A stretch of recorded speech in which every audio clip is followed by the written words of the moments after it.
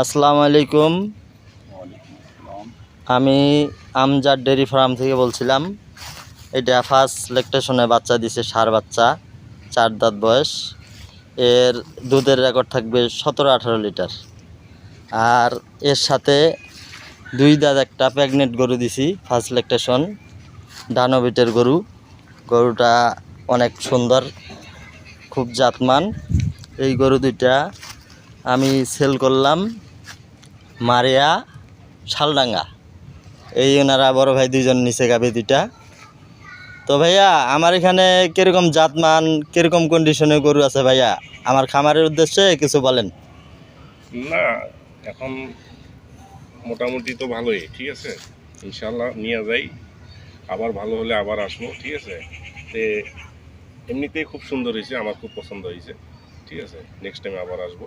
গরুগুলা কিনতে আপনার কোনো ঝামেলা হইলো? কোনো ঝামেলা নেই, মন মতো পাইছেন তো না? মন মতো, স্বাভাবিক। আচ্ছা, ঠিক আছে। আসসালামু আলাইকুম।